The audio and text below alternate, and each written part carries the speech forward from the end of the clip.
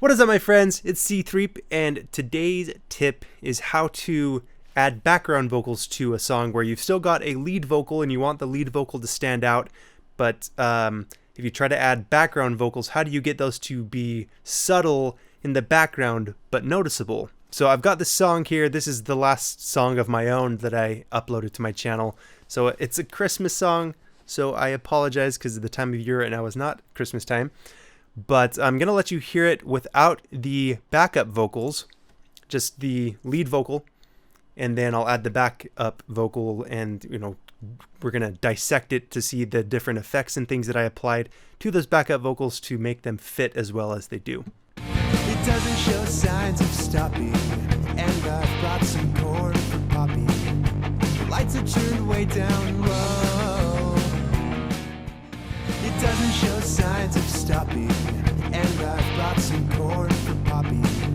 The lights are turned way down low. Let it snow, let it snow, let it snow.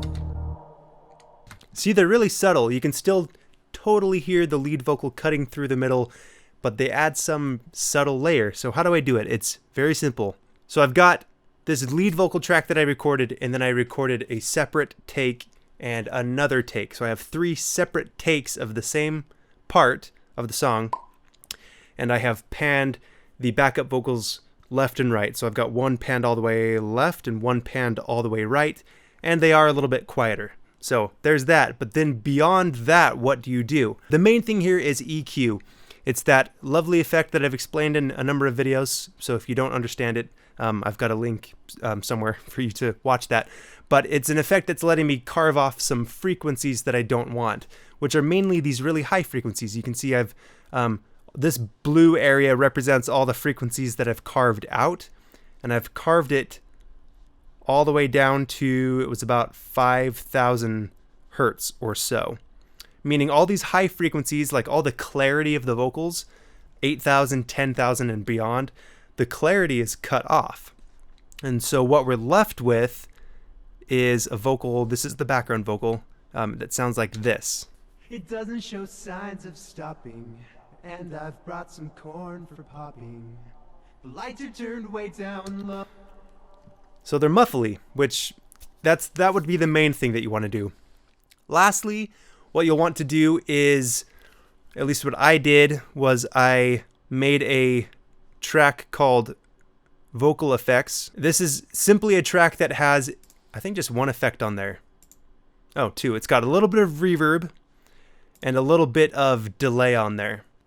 You can technically just add the vocal effects directly to these tracks. It just saves on CPU power to have one main track with the effects, and then you route the tracks through that one so that they all pick up the effects that are on that track. But for all intents and purposes, I'm just adding a delay, okay? I'm adding a delay and reverb effect to these backup vocal tracks. I think I actually have the lead vocal track going through that as well, but it adds kind of this swirly sound with the, we'll just listen to it again, the vocals with the delay and the reverb on there.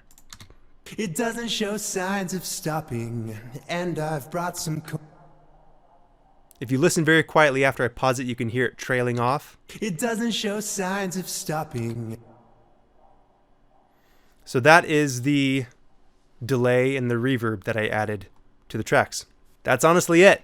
I mean, I did other effects to the vocals like compression and whatnot. Again, that's use EQ to shave off some of the high frequencies down to, I don't know, 5,000 hertz or somewhere around there. That's it. It can be whatever you'd like.